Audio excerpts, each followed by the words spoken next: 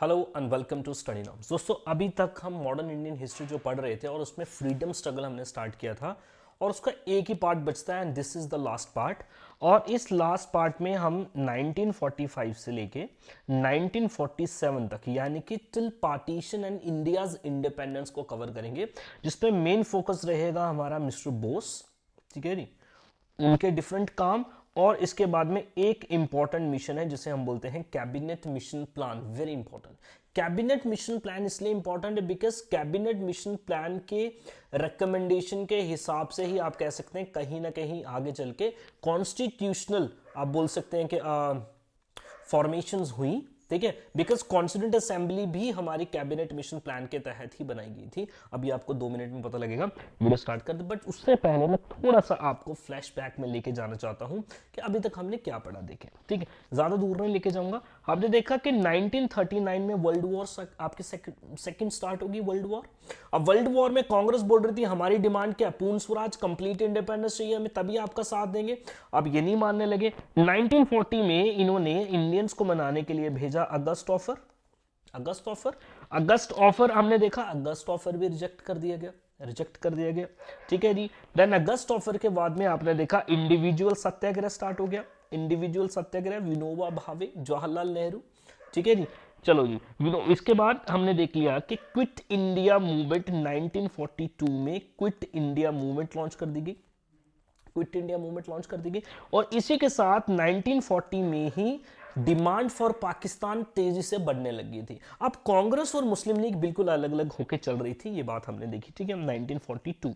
अब 1942 के बाद में डिफरेंट प्लान्स आते हैं जो हम देखते हैं, जैसे कि फॉर एग्जांपल के लिए क्रिप्स मिशन आएगा, ठीक है, क्रिप्स मिशन के बाद में हमने देखा राजगोपालचार्य फार्मूला आएगा, ठीक है, राजगोपालचार्य फार्मूला आता है, ठीक है। देन उसके बाद में हमने देखा कि राजगोपाल, ये सारी चीजें हम पढ़ चुके हैं। राजगोपालचार्य फार्मूला के बाद हमने देखा वेवल प्लान भी आता है,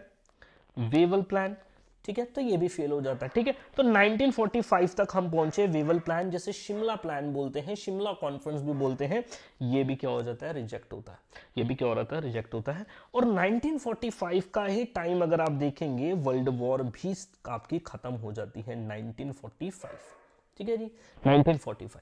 बट इसी के साथ अगर आप देखेंगे ये काम तो इंडिया में हो रहे थे, आप देखेंगे। बट पैरेलली फॉरेन में, अब्रॉड में हमारे एक जबरदस्त नेशनलिस्ट लीडर जो है ये धूम मचा रहे हैं और वहां से अपनी स्कीम लगा के ये इंडिया की तरफ बढ़ेंगे आजाद हिंद फौज को लेके, और वो थे मिस्टर बोस, और हम मिस्टर बोस को पढ़ेंगे, ठीक है। यहां तक हमने पढ़ लिया, वेवल प्लान तक हमने पढ़ लिया, ठीक है। आज हम पढ़ेंगे सुभाष चंद्र बोस के बारे में दोस्तों, सुभाष चंद्र बोस, ठीक है। वैसे तो इनके बारे में आपको कुछ ज्यादा पढ़ने की जरूरत नहीं, क्योंकि एग्जामिनेशन में नहीं पूछा था। जो इंपॉर्टेंट पॉइंट्स है मैं आपको बताऊंगा, बट फिर भी हम एक ब्रॉड मैप इनके बारे में जरूर देखेंगे। चलो जी, नेताजी सुभाष चंद्र बोस रेडिकल नेशनलिस्ट है। रेडिकल मींस ये वायलेंस में बिलीव करते हैं, ये बोले आजादी भीख में नहीं मिलती, you have to snatch, you have to fight for, आपको आजादी लड़के लेनी पड़ती है। और इनका मानना यही है कि लड़के ही लेंगे भाई, हम तो लड़ सकते हैं, लड़ेंगे, ठीक है जी। With nationalist Bose did not share Gandhi's idea of ahimsa. Mister Gandhi के साथ इनकी आपस में आप देखते हैं बनती नहीं है, but they use to respect lot each other, एक दूसरे की बहुत इज्जत करते हैं। चलो जी, और मिस्टर गांधी को फादर ऑफ द नेशन की जो उपाधि है ये बोस ने ही दी थी, ठीक है जी। बर्थ इनको हो गया 23 जनवरी 1987, not important. Education Baptist mission Protestant European school Calcutta से ही इन्होंने की, बंगाली थे। प्रेसिडेंसी कॉलेज कलकत्ता से इन्होंने अपना कॉलेज किया। स्कॉटिश चर्च कॉलेज कलकत्ता में भी ये गए। देन दोस्तों सिलसिला शुरू होता है इनके आगे बढ़ने का। दोस्तों इंडिया का सबसे टफेस्ट उस टाइम का एग्जाम, इंडिया का छोड़ दें, इंग्लैंड में एग्जाम होता था, और वो एग्जाम था आपका आईसीएस। द ईयर वाज 1990 दोस्तों। इन्होंने इंडियन सिविल सर्विसेज उस टाइम पे बोलते हैं, जिसको इंडियन एडमिनिस्ट्रेटिव सर्विसेज बोलते हैं ना, आईएएस बनने का जो एग्जाम था इन्होंने दोस्तों पास कर दिया, और ऑल ओवर 4th रैंक उसमें लाया। इतने ज्यादा ब्रिलियंट स्टूडेंट रहे, बट शुरू से इनका दिमाग जो है ये बहुत ज्यादा रेडिकल है, ये जल्दी से टॉलरेट नहीं करते बातों को, ठीक है, और हर बात को टफ लड़के ये डिफेंड करने की कोशिश करेंगे। तो 1990 में एक इंपॉर्टेंट इवेंट ये हो गया कि इनका ये हो गया दोस्तों। बट दूसरे ही साल आप देखेंगे 2 साल के बाद द ईयर वाज 1921 दोस्तों, इन्होंने आईसीएस की नौकरी अपनी छोड़ दी, ठीक है, और इंडियन नेशनल कांग्रेस को ज्वाइन कर लिया। इंडियन नेशनल कांग्रेस को ज्वाइन कर लिया। क्यों ज्वाइन कर लिया? बिकॉज बोलता है जी मुझे क्या करना है, अपने देशवासियों के लिए कुछ करना है, I have to fought for independence, और मैं इंडिपेंडेंस लड़ूंगा। अब इंडिपेंडेंस के लिए लड़ने के लिए आपको पता है कोई ना कोई पॉलिटिकल पार्टी के साथ जुड़ना पड़ता है, तो इन्होंने भी इंडियन नेशनल कांग्रेस को ज्वाइन कर लिया दोस्तों, Indian national Congress. With time इनका जो रुतबा था, इनका दबदबा जो था पार्टी में बढ़ने लगा। और 1938 का जो सेशन था आप देखेंगे, आपको याद रखना है इसका नाम हरिपुरा सेशन, वो है हरिपुरा सेशन। इंपॉर्टेंट है, याद रखना, मैं बता रहा हूं पूछा जाएगा, ठीक है। हरिपुरा सेशन जो है, हरिपुरा सेशन गुजरात में आपका होता है, गुजरात में। उसके प्रेसिडेंट भी बनते हैं, इंपॉर्टेंट है, याद रखना, आपको पूछेगा अगर कि 1938 का हरिपुरा सेशन का प्रेसिडेंट कौन था, ये बोस इनमें से किसके प्रेसिडेंट थे, ठीक है जी। तो एक बार प्रेसिडेंट बन गए दोस्तों, अगले ही साल 39 में एक बार फिर से प्रेसिडेंटशिप की इलेक्शन जो है ये जीते हैं। इंडियन नेशनल कांग्रेस का प्रेसिडेंट दोबारा से बनते हैं अगेन। अब ये बात कुछ लोगों को पसंद नहीं आती है, इंक्लूडिंग मिस्टर गांधी, बिकॉज इनकी आइडियोलॉजीज अलग अलग और इनके सपोर्टर्स बढ़ रहे थे दोस्तों। बट प्रॉब्लम पता है क्या थी, इंडियन नेशनल कांग्रेस में मेजोरिटी में जो लोग थे ये कॉन्स्टिट्यूशनल बिलीफ्स आप कह सकते हैं कि चीजों को लेके चलना चाहते हैं, यानी कि मिस्टर बोस का तरीका थोड़ा अलग है। ये बम वाले बंदे हैं कि हम बम गिराएंगे, ठीक है जी, भगत सिंह टाइप है कि गोली मारेंगे, समझ रहे। ये पिटीशंस में बिलीव नहीं करते, तो इस बात पे चलते आप देखें कुछ लोग पसंद नहीं कर रहे हैं मिस्टर बोस को, और मिस्टर बोस यहां पे क्या कर देंगे, अपने प्रेसिडेंटशिप से दूसरी बार जब अपॉइंट हुए रिजाइन कर दिया, और इनके अगेंस्ट एक अपनी ही पॉलिटिकल पार्टी इन्होंने बना दी है। 1939 में ही इसको बनाया, जिसको बोलते हैं all India forward block. Party याद रखनी है, फॉरवर्ड ब्लॉक दोस्तों, ये याद रखना आपको, BLOC, फॉरवर्ड ब्लॉक करके इनकी एक पॉलिटिकल पार्टी बनाई इन्होंने, किसने, मिस्टर बोस ने दोस्तों। तो ये वाज 1939, और 1939 में क्या हो गया, वर्ल्ड वॉर स्टार्ट हो गया। ये इनका बैकग्राउंड था, वर्ल्ड वॉर स्टार्ट हो गया। अब इनके ऊपर प्रेशर, अंग्रेजों के ऊपर, इंडियंस की सपोर्ट मांग रहे। इसी के चलते मिस्टर बोस जो है अपनी गतिविधियां जो है, अपने लौंडे वोंडे इकट्ठे कर दिए, मिला लिए अपने साथ, बोला जी ऐसे करेंगे वैसा करेंगे। अंग्रेजी सरकार की नजर इनके ऊपर हमेशा से, और दोस्तों इनको क्या करके रखा हुआ था, हाउस अरेस्ट करके रखा हुआ था, सरकार की नजर इनके ऊपर। उनको पता है बोस जब भी निकलेगा कुछ ना कुछ पंगा जरूर करेगा। और दोस्तों आप देखेंगे वर्ल्ड वॉर के चलते अब इनको पता है मैं काम करूंगा, जो अंग्रेजों के दुश्मन है, फॉर एग्जाम्पल के लिए उस टाइम पे तगड़े दुश्मन जो है आप देखेंगे वो है जर्मनी, जापान, इटली। एक तरफ लड़ रहे थे दोस्तों जर्मनी, जापान, इटली, ठीक है जी, और एक तरफ लड़ रहे थे आप देखेंगे ये आपका इंग्लैंड, USA, ठीक है, रशिया, ये इनके दुश्मन थे। अब दोस्तों आप देखेंगे ये अपने घर से भाग जाते हैं, घर से हाउस अरेस्ट, नजरबंदी से बाहर निकल के आप देखेंगे पहुंच जाएंगे। The year was 1941, he escaped from house arrest, अपने घर से, अपने हाउस अरेस्ट से निकल जाते हैं और चल पड़ते हैं कहां पे, अफगानिस्तान। वहां से पहुंच जाते हैं कहां पे, अफगानिस्तान इसलिए बिकॉज अफगानिस्तान के साथ में लगता है रशिया, उस टाइम पे बोलते हैं USSR, ठीक है जी, USSR, ठीक है। अब USSR की हेल्प लेने के चल पड़ते हैं, लेकिन पंगा ये होता है दोस्तों, रशिया जो है ये ज्वाइन कर लेता है इनको, अंग्रेजों को ज्वाइन कर लेता है, अमेरिका को ज्वाइन कर लेता है। अब क्या करें दोस्तों, वहां से निकलते हैं, देन रशिया तो फेल हो गया, देन रशिया से पहुंचते हैं कहां पे, जर्मनी। अफगानिस्तान की बात नहीं बनी रशिया के साथ, जर्मनी, और जर्मनी में डिक्टेटर कौन है दोस्तों, हिटलर को बोला भाई हिटलर तुम्हें मारना, तुमने भी अंग्रेजों को, दुश्मन तुम्हारा भी वही है, इंग्लिश है, दुश्मन हमारा भी वही है, आप एक काम करें जनाब, मेरे को अपनी आर्मी ने, मैं यहाँ से आर्मी लेके जाऊंगा, इंडिया पे अटैक करूंगा, अंग्रेजों को मार दूंगा, हमें आजादी मिल जाएगी, तुम्हारा दुश्मन हार जाएगा। हिटलर ने बोला यार बात तो तेरी सही है, हम चाहते भी हेल्प करना, लेकिन इतनी दूर से कहाँ यूरोप और कहाँ इंडिया, इतनी दूर आर्मी को लेके जाना यार पॉसिबल नहीं है, एक बात ये, और दूसरा इतना अभी रिसोर्सेज भी हमारे ठीक नहीं है कि ये सारी चीजें पॉसिबल हो सके। तो दोस्तों हिटलर ने क्या कर दिया, मना कर दिया, जर्मनी खत्म। पहले कहाँ गए, अफगानिस्तान, किसकी हेल्प लेने के लिए, रशिया मिल गया दूसरों के साथ, चलो जी हो गया। देन पहुंचे जर्मनी, जर्मनी में कौन है, हिटलर ने क्या साथ दिया, नहीं दोस्तों, मना कर दिया। देन पहुंचते हैं जापान के पास दोस्तों। कहाँ पे पहुंचेंगे? जापान के पास दोस्तों पहुंच जाएंगे, ठीक है। चलो दोस्तों, नाउ 1943 अगर आप देखेंगे, 1943 में ये चले जाएंगे कहाँ पे दोस्तों? सिंगापुर। कहाँ चले जाएंगे? सिंगापुर चले जाएंगे, ठीक है जी, सिंगापुर चले जाएंगे। अब सिंगापुर आप देखेंगे, सिंगापुर अभी किसके ऑक्यूपेशन में? जापान के दोस्तों। सिंगापुर किसके ऑक्यूपेशन में? जापान के, ठीक है। अब जापान के ऑक्यूपेशन में हो गया और सिंगापुर में इनको मिलती है आजाद हिंद फौज। आजाद हिंद फौज, वेरी इंपॉर्टेंट क्वेश्चन, ये आपको सवाल पूछा जाएगा, मेरी बात याद रखना। जब भी आपके जहन में आजाद हिंद फौज का नाम आता होगा ना, आपको लगता होगा मिस्टर बोस ने उसको बनाया। दोस्तों, आजाद हिंद फौज को मिस्टर बोस ने फॉर्म नहीं किया था, इन्होंने उसकी लीडरशिप ले ली थी बाद में, ठीक है जी। Azad Hind Fauj was already there. Mister Bose जब इधर उधर जा रहे थे मदद के लिए, आजाद हिंद फौज बनाई जा चुकी थी। और बनाने वाले कौन थे? जनरल मोहन सिंह। जनरल मोहन सिंह, ये याद रखना। Who was the founder of आजाद हिंद फौज? जनरल मोहन सिंह। जनरल मोहन सिंह ने बनाए थे। लेकिन बोस जब यहां पे पहुंचते हैं तो बोस के आने से इस आजाद हिंद फौज को एक नई तरीके की एनर्जी मिलती है। बिकॉज बोस जो थे एक जबरदस्त ऑरेटर भी थे, जब भाषण देते थे तो लोग जो है फिर आप समझते एनर्जी से भर जाते थे, उठ खड़े होते थे। इन्होंने उनको रिवाइव किया, इस आर्मी को क्या किया? रिवाइव किया दोस्तों, याद रखेंगे, ठीक है जी। आजाद हिंद फौज जापान, ठीक है। अब ये भी बात समझ लेना, आजाद हिंद फौज जो बनी थी ना, ये जापान की मदद से ही बनी थी। और इनमें बंदे कौन थे? Prisoners of war.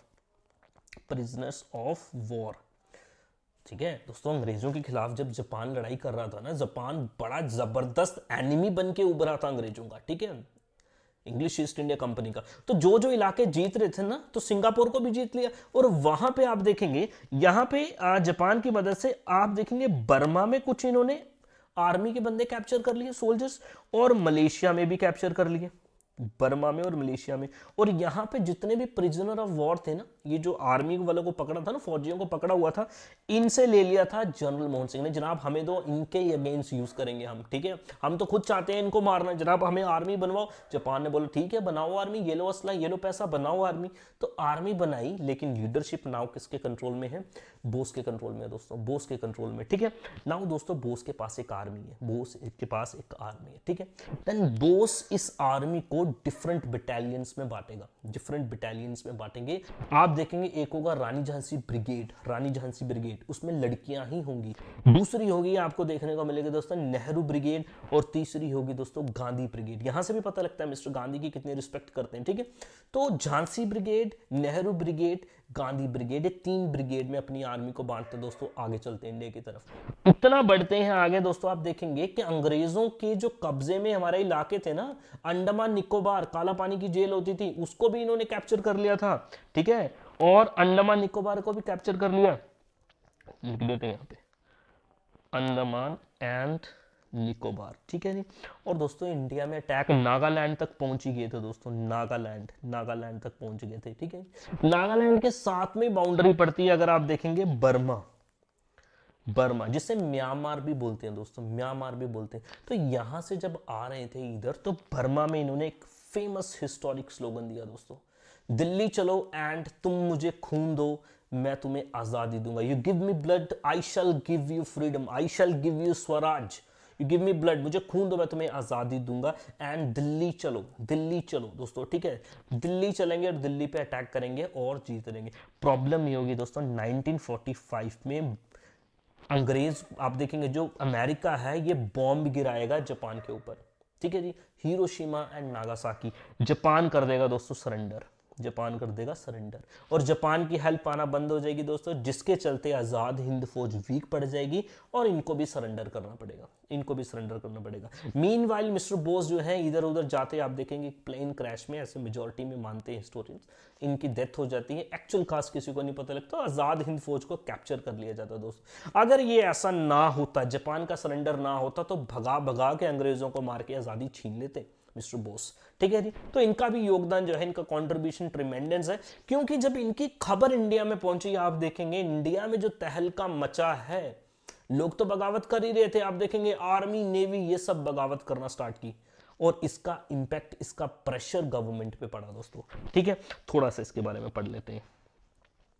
वैसे तो पढ़ लिया, इसको पढ़ने की जरूरत है नहीं है दोस्तों। आप देखेंगे 39 में he was elected Haripura session का प्रेसिडेंट। 39 में फिर से प्रेसिडेंट बन गए दोस्तों। ठीक है जी। 39 में इन्होंने अपना ही एक पॉलिटिकल विंग स्टार्ट कर दिया, फॉरवर्ड ब्लॉक। 1941 में ये भागे अपने घर से अफगानिस्तान की तरफ, किसकी सपोर्ट लेने के लिए? सोवियत यूनियन की सपोर्ट लेने के, यानी कि रशिया। ठीक है जी। और वहां से ये चले गए कहां पे? जर्मनी। ठीक है जी। और 1943 में सिंगापुर में पहुंचे। सिंगापुर में टुक control over Indian national army. Indian national army को उस टाइम पे लक्ष्मी सहगल साहब जो है वो लीड कर रहे थे। बनाई किसने थी? जनरल मोहन सिंह ने। ठीक है जी। चलो जी, 3 ब्रिगेड्स में इन्होंने बांटा, गांधी, नेहरू एंड रानी झांसी, और ये विमेन ब्रिगेड थी, ये याद रखेंगे ये पॉइंट। ठीक है जी।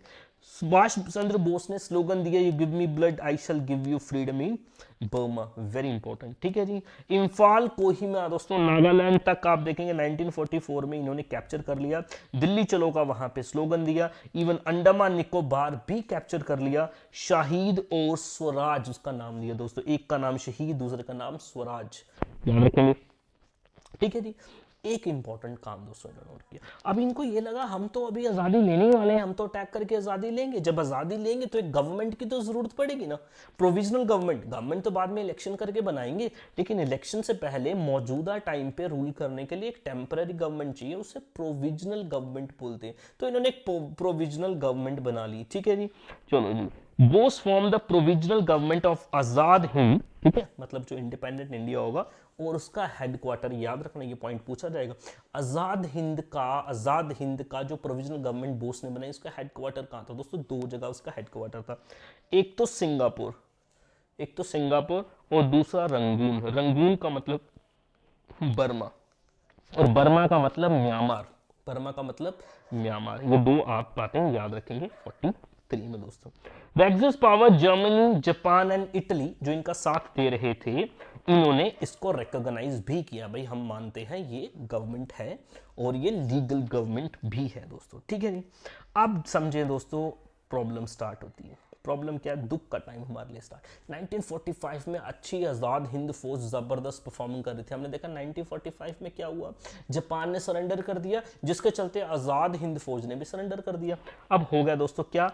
Indian national army trials at red fort in November 1945 दोस्तों। अब इनके ट्रायल्स होते हैं, मतलब मुकदमा चलाया जाता है। भाई मुकदमा तो चलाया जाएगा ना, भाई सरकार के अगेंस्ट इन्होंने बगावत की है, ये बागी हैं, इनको क्या करेंगे? कोर्ट मार्शल करेंगे, एटसेट्रा एटसेट्रा। ठीक है दोस्तों। तो आप देखेंगे around 16,000 soldiers out of 43,000 soldiers captured south east Asia, then deported to Rangoon via ship, मतलब 16,000 उसमें से डिपोर्ट कर दी।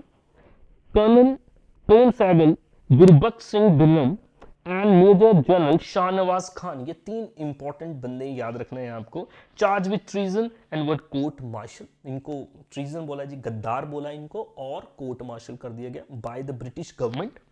ठीक है जी। बट 1945 में जब इंडियन नेशनल आर्मी के दोस्तों ये ट्रायल्स हुए, एक तो बड़ी बात समझना ये था, दूसरा आपको पता है क्विट इंडिया मूवमेंट का असर अभी खत्म नहीं हुआ, वो चले जा रही है क्विट इंडिया मूवमेंट। तो अब आप देखेंगे दोस्तों, इंडिया जो लोग थे वो तो परेशान थे। अब लोगों ने सोच लिया था अपने मन में कि आजादी मिल चुकी, बिकॉज बोस आ रहे हैं। अब ये बोस, यहाँ पे जब बोस को ऐसा हो गया और उनकी बहुत की खबरें उड़ना स्टार्ट होगी, इंडियन नेशनल आर्मी को कैप्चर कर लिया गया, आप देखेंगे ये बगावत की जो आग थी ना, ये फैलना स्टार्ट हुई। इवन की ये आग फैलती है दोस्तों, नेवी तक भी फैल जाती है।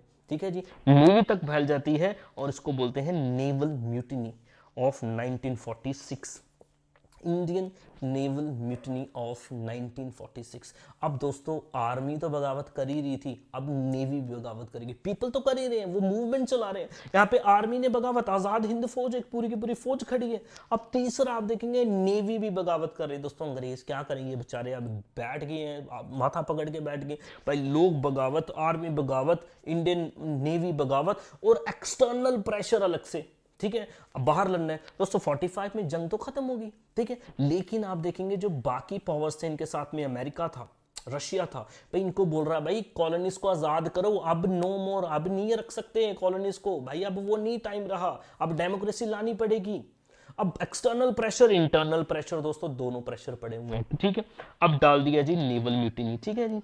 आप देखेंगे there was widespread unrest in the armed forces including the Indian Navy and Royal Indian Air Force। यहां पे देखने को मिला arrest of BC Dutt, commander of the Royal Indian Navy, who spreaded the wave of quit India movement in Indian Navy। दोस्तों देखिए, quit India movement को Indian navy तक पहुंचा दिया दत्त साहब ने। दोस्तों कौन थे ये? कमांडर थे, रॉयल इंडियन नेवी के कमांडर थे दोस्तों एक, ठीक है। अब हो गया, इनको अरेस्ट हो गए। जब अरेस्ट हो गए तो यहां पे नेवी भड़क गई दोस्तों। नेवी यहां पे आप देखेंगी भड़क गई, जैसे कि few personal of Bombay retic under HMIS, ठीक है।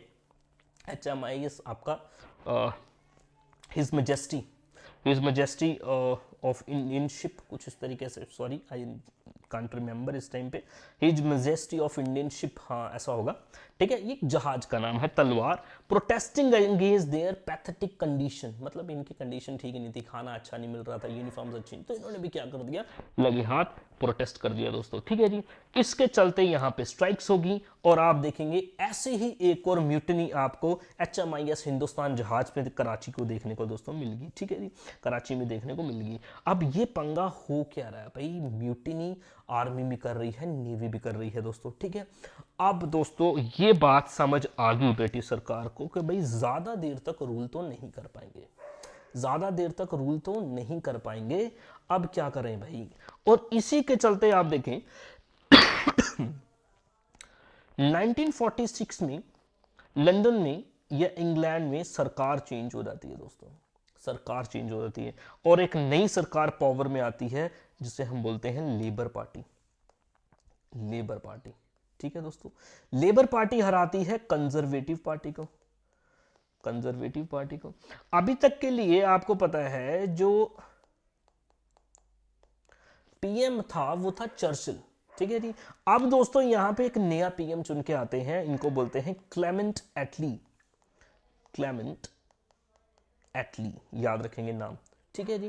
दोस्तों लेबर पार्टी मैंने आपको पहले भी बताया कहीं ना कहीं थोड़ी सी लिबरल थी इंडियंस को लेके, इंडियंस का दुख कहीं ना कहीं समझती थी, इनके मैनिफेस्टेशन में अक्सर इंडिया का जिक्र आता है, इंडियंस को लेके कहीं ना कहीं इनके दिल में सहानुभूति, कहीं ना कहीं दया भावना, कहीं ना कहीं तरस था। अब दोस्तों लेबर पार्टी जब पावर में आई ना, और क्लेमेंट ने आप दोस्तों देखेंगे एक अनाउंसमेंट कर दी, आते ही पावर में अनाउंसमेंट कर दी, कुछ नहीं बोला, कुछ नहीं बोला, कोई डोमिनियन स्टेटस नहीं, कोई ये वो नहीं, सीधा बोल दिया भाई इंडिया को आजादी मिल जाएगी, British would left India and all the powers shall be transferred into Indian hands bye June 1948, bye June 1948, ठीक है जी। जून का महीना खत्म होते होते तक भाई आजादी जो है इंडिया को दे दी जाएगी। 48 है दोस्तों, 47 नहीं समझना, पहले ही बाद में मिल जाती, कुछ पंगा हो जाएगा, पहले ही मिल जाती है। तो बोला क्या था, 48 बोला था, ठीक है जी। अब ये बात होगी भाई, ठीक है, सब लोगों को पता लग गया इंडिया को आजादी मिलेगी, इंडिया को आजादी मिलेगी ना। आजादी मिलेगी, मिलेगी कैसे, बिकॉज यहां पे पाकिस्तान भी तो था, मुस्लिम लीग को भी तो देखना है, वो भी सर्टेन पॉपुलेशन थी, वो अलग मुल्क की डिमांड कर रहे हैं। यहाँ पे डिप्रेस्ड क्लासेस हैं, वो अपने लिए सेपरेट चीजें चाहते हैं, इंडियन नेशनल कांग्रेस कुछ चाहती है, और प्रिंसली स्टेट्स जो आप देखेंगे जहां पे राजाओं का रूल है उनका क्या होगा। तो किस तरीके से पावर को डिवाइड किया जाएगा, पावर को ट्रांसफर किया जाएगा, इसके लिए एक मिशन तैयार किया जाता है, और इस मिशन को बोला जाता है 1946 का कैबिनेट मिशन प्लान। क्या बोला जाता है, cabinet mission plan, cabinet mission plan दोस्तों, ठीक है जी। बोला जी कैबिनेट मिशन प्लान भेजा जाएगा, और कैबिनेट मिशन प्लान इसलिए क्योंकि कैबिनेट के 3 इंपॉर्टेंट मेंबर्स यहां पे इंक्लूड थे इसमें, ठीक है जी। और इसमें एक तो स्टफर्ड क्रिप्स जो क्रिप्स मिशन में भी आए, ठीक है, A V Alexander, A V Alexander and Pethick Lawrence, Pethick Lawrence, ठीक है जी। इनको बोला, इनके कुछ प्रपोजल्स मैं आपको बता देता हूं, थे सो कुछ प्रपोजल्स इनके बताता हूं आपको, ठीक है। प्रपोजल इन्होंने भी दोस्तों अभी तक पाकिस्तान की बात नहीं की, पाकिस्तान की बात चल रही थी, बोल रहे पाकिस्तान चाहिए, पाकिस्तान चाहिए, इन्होंने बोला ना, एक डोमिनियन बनेगा इंडिया, इंडिया बनेगा। जिन जिन एरियाज में पाकिस्तान की डिमांड हो रही है, ठीक है जी, यानी कि इंडिया का नॉर्थ वेस्टर्न इलाका जो आज का पूरा पाकिस्तान है और जो आज का बांग्लादेश है, उन एरियाज को एक सेपरेट ग्रुप ऑफ स्टेट्स में रखा जाएगा। यानी कि इन्होंने बोला 3 ग्रुप्स ऑफ स्टेट्स बनाई जाएंगी, 3 ग्रुप ऑफ स्टेट्स, ठीक है जी, 3 group of states. 3 group of states में कौन से? एक वो स्टेट्स जो पाकिस्तान बनाने की मांग की जा रही है, एक वो स्टेट्स जो ब्रिटिश इंडियन प्रोविंसेस हैं, यानी जिसपे ब्रिटिश का डायरेक्ट हुकूमत है, तीसरा वो जो प्रिंसली स्टेट्स है, ठीक है जी। बोरा जी इनको सभी को अपनी अपनी ऑटोनॉमी होगी, अपनी अपनी ऑटोनॉमी होगी, ठीक है जी। अपने अपने कॉन्स्टिट्यूशन भी बना सकते हैं, कोई प्रॉब्लम नहीं है, अपने अपने कॉन्स्टिट्यूशन भी बना सकते हैं, पूरी की पूरी ऑटोनॉमी है। लेकिन आप अलग नहीं है, होंगे इन्हीं के पार्ट।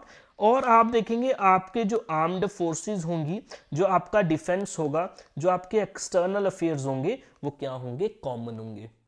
वो क्या होंगे? कॉमन होंगे दोस्तों, ठीक है जी। इनिशियली ये बात मान ली गई, इनिशियली ये बात मान ली गई बिकॉज मुस्लिम लीग ने सोचा कि हाँ भाई, अच्छा एक इन्होंने और बात बोली, इन्होंने बोला कॉन्स्टिट्यूशन बनाना स्टार्ट करो। अभी बोला नहीं कि सोचेंगे, बोला कॉन्स्टिट्यूशन बनाना स्टार्ट करो और उसके लिए कॉन्स्टिट्यूएंट असेंबली बना लो, एक असेंबली बना लो कॉन्स्टिट्यूएंट, और उसमें 389 मेंबर्स बना लो एज पर दी पॉपुलेशन, ठीक है जी, एज पर दी पॉपुलेशन 389 मेंबर्स बनते थे, ठीक है दोस्तों, ठीक है। चलो जी, अब ये कॉन्स्टिट्यूशन बनना हो गया स्टार्ट, 389 मेंबर्स चुन लिए गए दोस्तों, ठीक है, अब हो गया। अब पहले तो मुस्लिम लीग भी मान गई, मुस्लिम लीग भी मान गई कि हाँ भाई ठीक है, हमें क्या चाहिए, ऑटोनॉमी मिल रही है, अलग कॉन्स्टिट्यूशन भी बन जाएगा, तो हम अपने हिसाब से चल सकते हैं, कोई प्रॉब्लम नहीं है। कांग्रेस भी मान गई, भाई ठीक है, चलो भाई टुकड़ा तो नहीं ना हो रहा, ऑटोनॉमी चाह रही है, टुकड़ा तो नहीं हो रहा। लेकिन दोस्तों बाद में मुकर गए दोनों, बाद में मुकर गए दोस्तों। मुकर इसलिए गए क्योंकि कैबिनेट मिशन प्लान बना। अब कैबिनेट मिशन प्लान की तरह कॉन्स्टिट्यूएंट असेंबली बनी, जो कॉन्स्टिट्यूशन बना रहा है, ड्राफ्टिंग कमेटी के हेड मिस्टर भीमराव अम्बेडकर है, ठीक है। अब इन्होंने ये सोचा यार मेजोरिटी में मेंबर्स किसके? बोला कांग्रेस के। और कांग्रेस के मेजॉरिटी मेंबर है तो कल आने वाले टाइम में जब कॉन्स्टिट्यूशन बनेगा, अंग्रेज तो ट्रांसफर करके पावर चले जाएंगे लेकिन ये अपने हिसाब से तरोड़ मरोड़ कर सकते हैं लॉस के साथ, फिर हम क्या करेंगे? मुस्लिम लीग ने बोला यार बात सही है, इन्होंने बोला ना भाई हमें चाहिए पाकिस्तान। कांग्रेस ने भी रिजेक्ट कर दिया। कांग्रेस ने बोला कि भाई आज तो इन्होंने बोला ये अलग नहीं हो रही, लेकिन इनको क्या मिली है? ऑटोनॉमी, ऑटोनॉमी, ऑटोनॉमी मिली। और इनको एक बात और दी थी, अगर आपको नहीं रहना होगा ना इस यूनियन के साथ, आप एग्जिट भी ले सकते हो, कभी भी एग्जिट ले सकते हो। तो कांग्रेस ने ये सोचा यार ये तो फिर वही बात है, आज टुकड़ा नहीं हो रहा है, लेकिन अभी तो 2 टुकड़े होंगे, लेकिन कल इसके पता नहीं कितने सारे टुकड़े होंगे, बिकॉज सभी स्टेट्स को पावर है एग्जिट लेने का, ठीक है। अगर सोचो ना, आज अगर एग्जिट का पोजीशन होता तो आज हर इंडिया की स्टेट एग्जिट होती, पंजाब एग्जिट होता, कश्मीर एग्जिट होता, नागालैंड एग्जिट होता, मणिपुर एग्जिट होता, साउथ इंडिया पूरा का पूरा बाहर होता, यूपी और बिहार रह जाता इंडिया में। मेरी बात समझ रहे हैं आप? तो दोनों ने क्या कर दिया दोस्तों? रिजेक्ट कर दिया। कैबिनेट मिशन प्लान भी रिजेक्ट हो गया। कैबिनेट मिशन प्लान की एक बात मानेगी कि कॉन्स्टिट्यूशन बनाना स्टार्ट हो गया। कॉन्स्टिट्यूशन बनना दोस्तों स्टार्ट हो गया। आइए स्लाइड की मदद से देखते हैं क्या बातें चल रही हैं, ठीक है दोस्तों। 40, ठीक है, 46 में हमने देख लिया ट्रायल्स हो गए, ट्रायल्स ने आपका नेवी मिटनी होगी। 46 में आ गया आपका cabinet mission plan. Labour Party under Clement Attlee won the election. Attlee ने अनाउंसमेंट की British would leave India by June 1948, ठीक है जी। अब इसके लिए आपसी मसले हल करने के लिए किस तरीके से ट्रांसफर पावर की जाएगी ब्रिटेन से इंडिया के लिए, एक मिशन बनाया गया, कैबिनेट मिशन। इसने इंडिया में भेजा गया ताकि बातचीत की जाए दोस्तों। मेंबर्स इसमें पैथिक लॉरेंस, स्टफर्ड क्रिप्स, एवी अलेक्जेंडर। प्रपोजल क्या थे इसके, मैंने आपको बताया। एक कॉन्स्टिट्यूएंट असेंबली बनाई जाएगी, होगी। अभी के लिए एक टेम्पररी गवर्नमेंट बनाई जाएगी, ठीक है जी, सेंटर में। देन बाद में इलेक्शन के बाद में आप बना लेना, अभी के लिए टेम्पररी गवर्नमेंट बनाई जाएगी, ठीक है जी। Formation of a union of India, एक ही कंट्री बनेगी, वो इंडिया बनेगा, ठीक है जी। चलो जी। It also propose greater autonomy to provinces, very important. ज्यादा पावर किसके पास थी, ऑटोनॉमी किसके पास थी? प्रोविंसेस के पास थी एंड प्रिंसली स्टेट्स के पास थी। Only defence and foreign affairs would kept under central government. Central government कम पावरफुल थी, प्रोविंशियल गवर्नमेंट ज्यादा पावरफुल थी। Provinces were granted right to form a union among themselves, वो अपना अलग से यूनियन भी बना सकते थे। Cabinet mission rejected Muslim League demand for separate nation Pakistan. Pakistan की बात पे कोई भी मसला हल नहीं हुआ दोस्तों, याद रखेंगे। इसने स्टेट्स को डिवाइड किया 3 सेगमेंट्स में, मैंने आपको बताया, ग्रुप 1, ग्रुप 2, ग्रुप 3। छोड़ दो, आपके काम का नहीं है, ठीक है जी। अब दोस्तों जब पाकिस्तान की डिमांड रिजेक्ट की गई ना, अब यहां पे होता कम्युनल क्लैश। कम्युनल क्लैश, मुस्लिम लीग ने बोला ऐसे कैसे नहीं पाकिस्तान मिलेगा भाई, हमें चाहिए पाकिस्तान, पाकिस्तान चाहिए भाई। यहां पे हो गया कम्युनल क्लैश। कम्युनल क्लैश हो गया, बोला जी डायरेक्ट एक्शन डे, लड़के लेंगे Pakistan, direct action day, direct action होगा, बात नहीं करेंगे हम, ठीक है। तो यहां पे डायरेक्ट एक्शन डे और कम्युनल राइट्स आपको देखने को मिलेंगे अगस्त 16 1946 को दोस्तों, ठीक है जी। कहां पे ये आपको यूपी और महाराष्ट्र में देखने को मिलते हैं, यूपी और महाराष्ट्र, बॉम्बे के सर्टन पार्ट्स में ये आपको देखने को मिलता है कम्युनल क्लैशेस, हिंदू मुस्लिम झगड़े आपको देखने को मिलते हैं यहाँ पे दोस्तों, ठीक है जी। चलो जी, कॉन्स्टिट्यूशन बनाना भी स्टार्ट हो गया और इंटरिम गवर्नमेंट भी एक बना दी गई दोस्तों। The newly elected constituent assembly formed interim government, इन्होंने एक टेम्पररी गवर्नमेंट भी बनाई जो 15 अगस्त 1947 तक चली दोस्तों, ठीक है जी। इंटरिम गवर्नमेंट के हेड जवाहरलाल नेहरू साहब बन गए, ठीक है जी।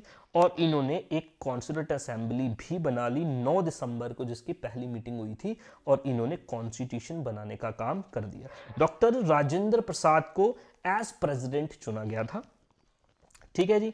और कैबिनेट, इसकी जो कॉन्स्टिट्यूएंट असेंबली के जो ड्राफ्टिंग कमेटी के हेड थे वो थे मिस्टर भीमराव अंबेडकर। बाकी पॉलिटी में पढ़ते हैं हम दोस्तों। नाउ अब इतना ज्यादा दंगा फसाद हो रहा है, डायरेक्ट एक्शन डे हो रहा है, पाकिस्तान की डिमांड बढ़ रही है, जहां पे हिंदू मुस्लिम आप देखें राइट्स देखने को मिल रहे हैं, हिंदूज को मुस्लिम देख रहे हैं उधर पीट दे रहे हैं, और मुस्लिम्स को हिंदू देख रहे हैं उधर पीट दे रहे हैं, ठीक है। अब यहाँ पे ये पंगा बन गया भाई, इतना खून खराबा हो रहा है, खून खराबा हो रहा है, और इसी के चलते एंट्री होती है एक बंदे की जिसको हम बोलते हैं माउंट बैटन, ठीक है जी। माउंट बैटन, माउंट बैटन कौन है, वाइसरॉय है, वाइसरॉय है दोस्तों, वाइसरॉय, ठीक।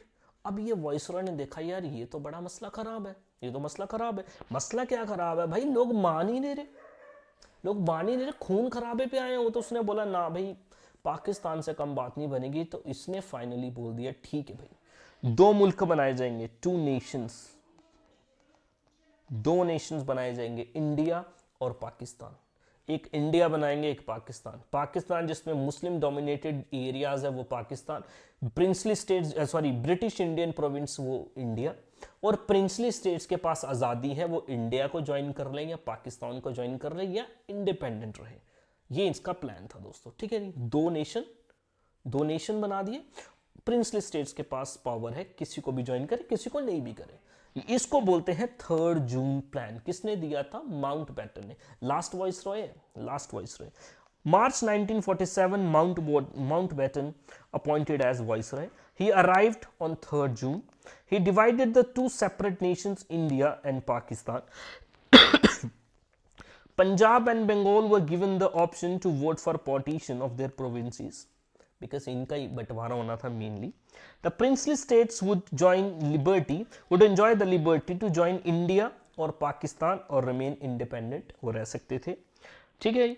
इस प्लान को नेहरू ने बाल्कनाइजेशन और प्लान बाल्कनाइजेशन, अब मैं डेप्थ में नहीं जा रहा, आप समझे ना, बाल्कन नेशंस बोलते हैं, ठीक है। छोटे छोटे मुल्कों में बांट देना, बाल्कनाइजेशन अभी की समझ ले। तो इसको क्रिटिसाइज भी किया गया, हल कोई नहीं था तो, लेकिन ये बोल दिया भाई 3rd जून प्लान यही था, ठीक है। August 1947 date was fixed, handing over the power to India and Pakistan. दोस्तों जाना कब था दोस्तों, देखो बात हुई थी जून 1948 की, बात कब हुई थी, जून 1948 की, लेकिन जल्दी में जाना पड़ गया दोस्तों का 15 अगस्त को ही जाना पड़ गया। क्यों, बिकॉज हौच पौच में इसको पता ही नहीं लगा, इसके मुंह से निकल गई बात जल्दी से, ठीक है। इतना ज्यादा खून खराबा ब्लड शेड देखने को मिल रहा था, तो यहाँ पे 1 साल पहले ही दोस्तों मसला हल्का कर दिया गया, ठीक है जी। अब बाउंड्रीज डिमार्केट करनी थी, बाउंड्रीज डिमार्केट करने के लिए रेड क्लिफ को आप देखेंगे, रेड क्लिफ ब्राउन, ठीक है, इनको बनाया गया जी।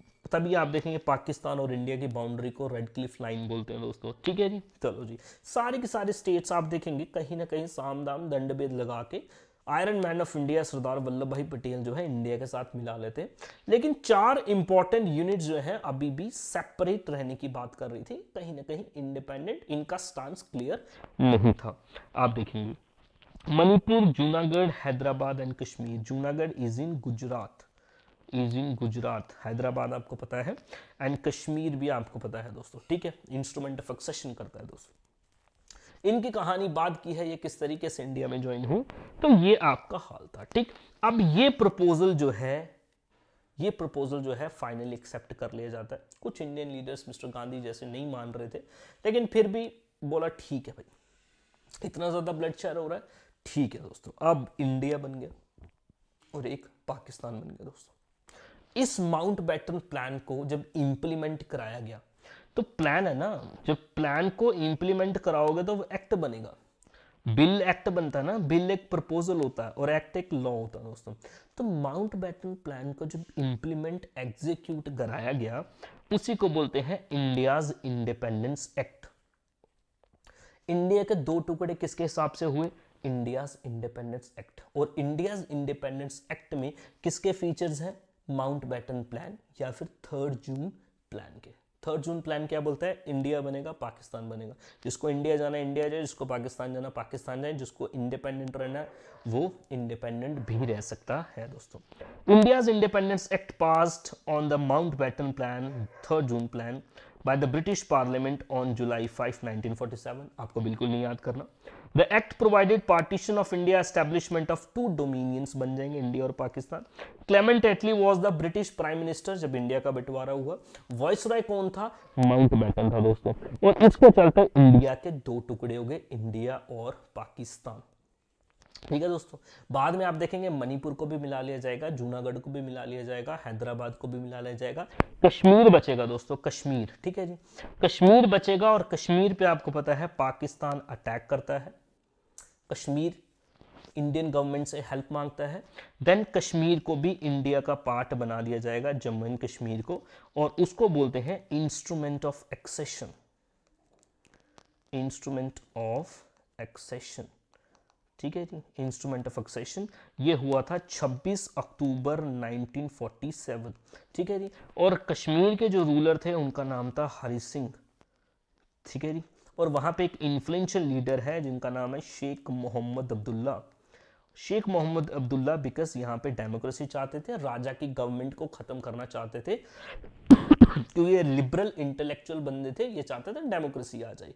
ठीक है, तो इस तरीके से कश्मीर भी इंडिया का पार्ट बन गया दोस्तों। देन 1947 से लेके आप देखेंगे 2019 तक कश्मीर एक स्टेट रहा, जम्मू एंड कश्मीर एक स्टेट रहा, और विद स्पेशल प्रोविजंस रहा। आर्टिकल 370 35A, यानी कोई जमीन नहीं ले सकता, कोई नौकरी नहीं ले सकता, अपने डिफरेंट लॉज रेगुलेशंस होंगे दोस्तों। अब ये भी खत्म हो गया, 370 को एब्रोगेट कर दिया और स्टेट से उसको यूटी बना दिया। बाकी की कहानी आज तक चल ही रही है दोस्तों। ठीक है, तो ये था हमारा इंडियन फ्रीडम स्ट्रगल। इसके साथ में मॉडर्न इंडिया हमारा हो गया दोस्तों। ठीक है, कुछ चीज़ें हैं आपके गवर्नर जनरल और उनके काम, उनको भी हम देखेंगे। फ्रीडम स्ट्रगल हमारा complete. Thank you, have a nice day.